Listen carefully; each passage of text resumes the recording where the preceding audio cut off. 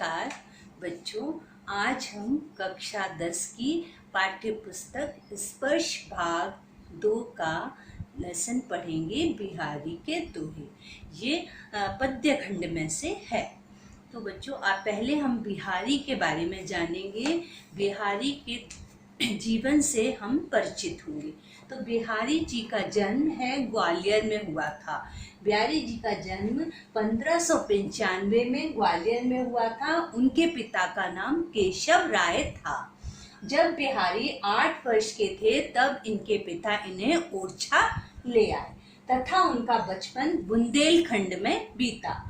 और इन्होंने श्रृंगार के संयोग और वियोग दोनों ही पक्षों का वर्णन किया है। इनके दोहों में जो श्रृंगार रस है उसके दोनों पक्ष, संयोग और वियोग दोनों का ही उन्होंने वर्णन किया है।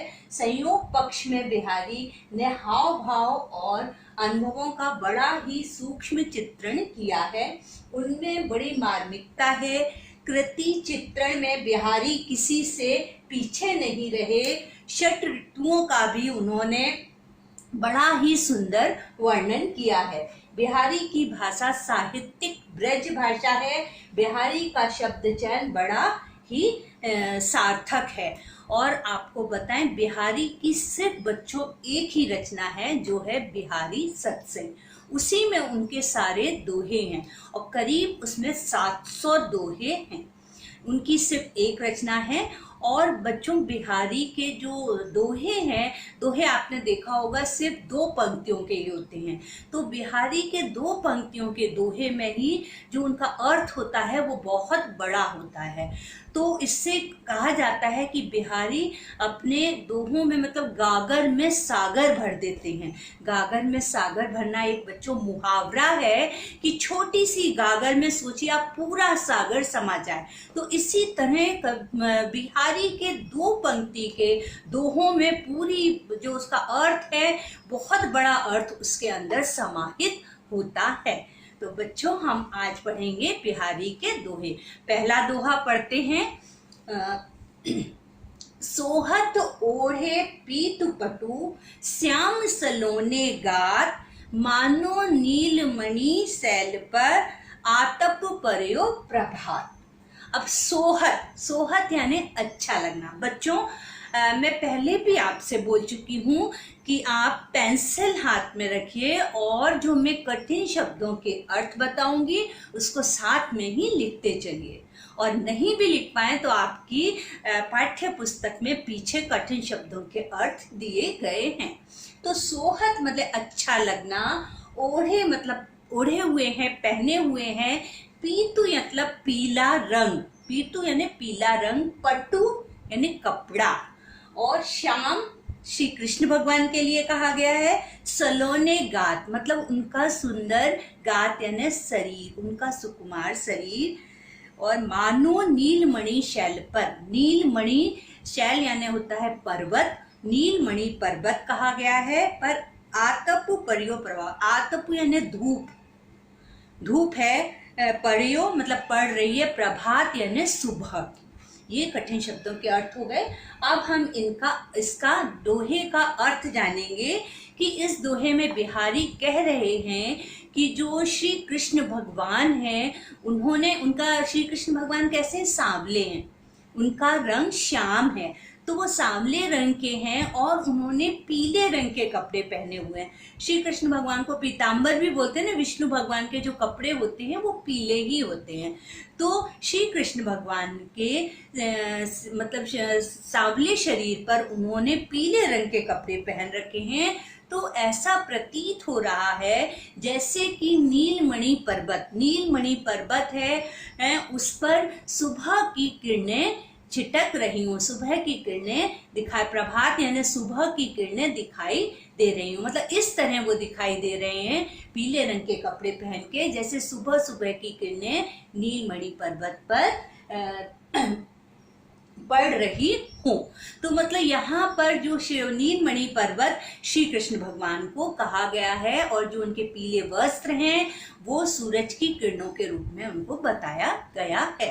तो बिहारी के दोहे की उपयुक्त पंक्तियों में कवि बिहारी ने श्री कृष्ण के रूप सौंदर्य का वर्णन किया है और उन्होंने लिखा है कि श्री कृष्ण के सांवले शरीर पर पीले रंग के वस्त्र ऐसे लग रहे हैं मानो नीलमणि पर्वत पर सुबह सुबह सूर्य की किरणें पड़ रही हों।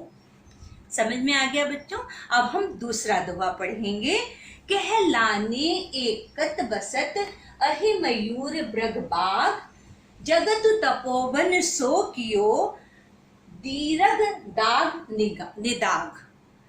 ये दूसरा दोहा है। कहलाने एकत बसत, एकत यानी इकट्ठा होकर, एकत्रित होकर, बसना यानी रहना। अहि, अहि का मतलब है, अर्थ है बच्चों सांप। मयूर, मयूर का है अर्थ मोर। मृग यानी हिरण। बाघ मतलब होता है शेर। जगतु, जगतु यानी ये संसार, ये जगत। तपोवन मतलब जहां पर वह वन जहां पर तपस्वी मुनि लोग रहते हैं, तपस्वी मुनियों का वास होता है। सो क्यों दीरग दाग, दीरग दाग मतलब भयंकर गर्मी, और निदाग मतलब ग्रीष्म ऋतु। तो बच्चों इस जो बिहारी का ये दोहा है, इसमें उन्होंने ग्रीष्म ऋतु का, जो गर्मी की ऋतु होती है और उसमें जो भयंकर गर्मी पड़ती है, उसके बारे में वर्णन किया है कि इतनी मतलब तेज गर्मी पड़ रही है, भयंकर ग्रीष्म ऋतु में इतनी तेज गर्मी है कि जो सोचिए गर्मी के कारण जो सारा जगत है, जो सारा संसार है, कैसा दिखाई दे रहा है हमें? तपस्वियों के वन जैसा दिखाई दे रहा है कि सब आपस में मिलजुल कर एक साथ बैठे हैं। किसी को मतलब सबने अपनी शत्रुता को भुला दिया है। जैसे कि आप देख रहे हैं कि अहि यानी सांप और मोर, सांप और मोर एक दूसरे के शत्रु होते हैं, और मृग और बाघ, हिरण और शेर भी एक दूसरे के शत्रु होते हैं। लेकिन इन्होंने क्या किया है? अपनी शत्रुता को भुला दिया है। मतलब भीषण गर्मी के कारण इतने परेशान हैं कि सब एक साथ होकर बैठे हुए हैं शांति से, सबने अपनी शत्रुता को भुला दिया है और एक साथ मिलकर बैठे हैं। तो सारा संसार हमें कैसा दिखाई दे रहा है? सारा जगत हमें एक तपोवन जैसा दिखाई दे रहा है, जैसे कि सब तपस्वियों की भांति बैठे हुए हैं, किसी को किसी से बैर भाव नहीं है। तो इस दोहे की प्रस्तुत पंक्तियों में बिहारी ने ग्रीष्म ऋतु की भयंकर गर्मी का वर्णन किया है। यहाँ वो कहते हैं कि जंगल में पड़ रही भयंकर गर्मी के कारण एक दूसरे की जान के प्यासे जंगली जानवर जैसे बाघ, सांप, मोर, हिरण आदि आपसी शत्रुता को भुलाकर तपस्वियों की तरह शांति से एक साथ रह रहे हैं। अब हम तीसरा दोहा पढ़ेंगे बच्चों। तीसरा है, बतरस लालच लाल की मुरली धरी लुकाए, सोह करे भौहन हंसे देन कहे नट जाए। बतरस, बतरस यानी बातों का रस, जो बातें करते हैं ना, तो देखिए बातों में भी किसी से हमें बातें करने में बहुत मजा आता है, अच्छा लगता है उनकी बातें सुनने में। तो लालच, बातों की लालच के कारण, लाल यहाँ श्री कृष्ण भगवान के लिए कहा गया है कि मुरली धरी लुकाए। मुरली धरी मतलब रख दिए, लुकाए यानी छिपाकर, लुकाना यानी छिपाकर। सोह, सोह यानी शपथ देना, कसमें खाना। करें भौहन हंसे, भौहन मतलब जो हमारी आईब्रो होती हैं उनको कहते हैं हिंदी में भौहें।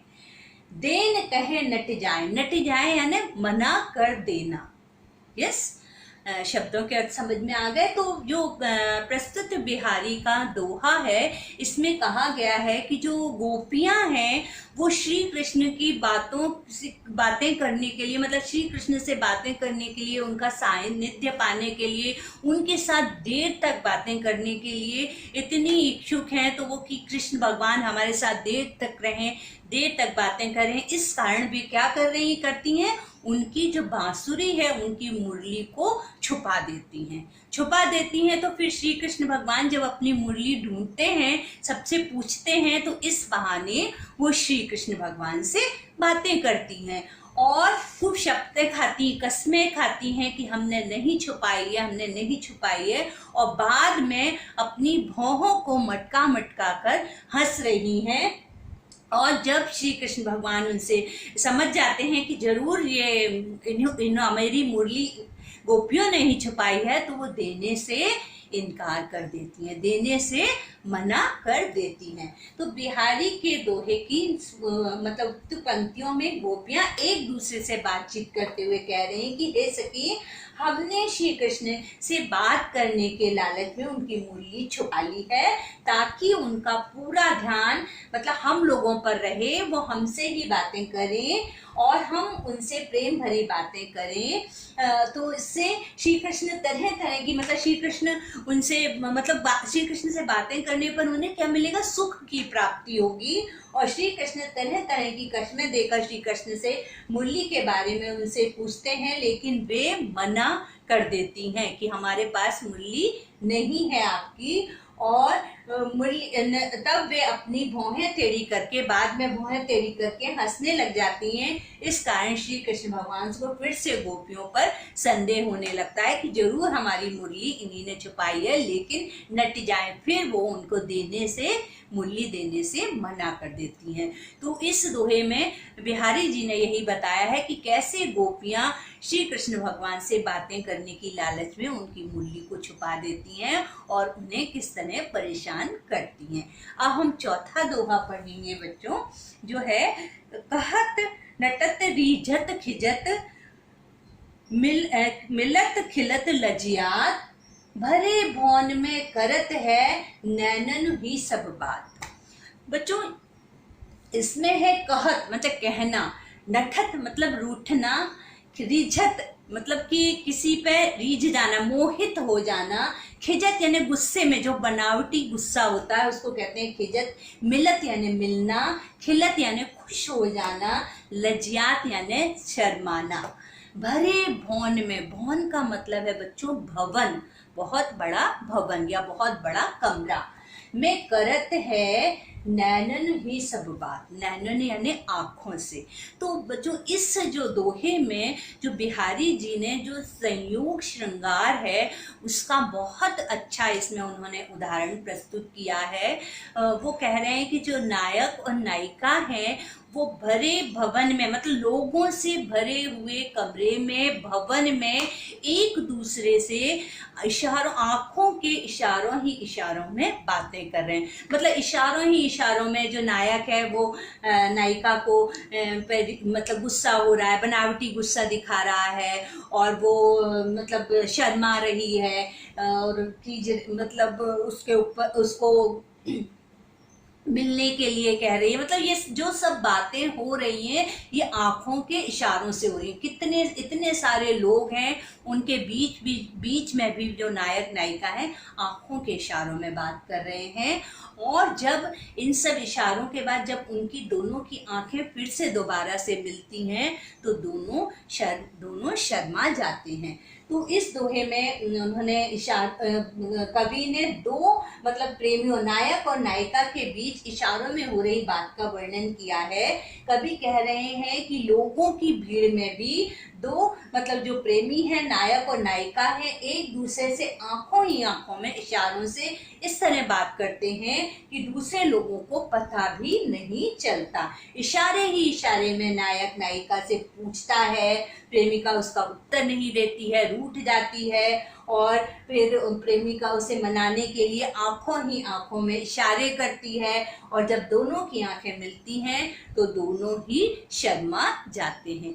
मतलब ये जो दोहा है बिहारी का, ये एक संयोग श्रृंगार का बहुत ही अच्छा उदाहरण है। इसमें उन्होंने संयोग श्रृंगार को बहुत ही अच्छी तरह प्रस्तुत किया है। तो बच्चों आज हमने बिहारी के 4 दोहे पढ़े और हम अगले वीडियो में आगे के 4 दोहे पढ़ेंगे।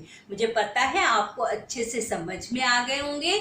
नहीं समझ में आए हों तो आप कमेंट बॉक्स में लिखिए, हम अगले वीडियो में आपको जरूर उसका अच्छे से और समझा दूंगी। तो आगे के 4 दोहे हम अगले वीडियो में देखेंगे। तब तक के लिए थैंक यू।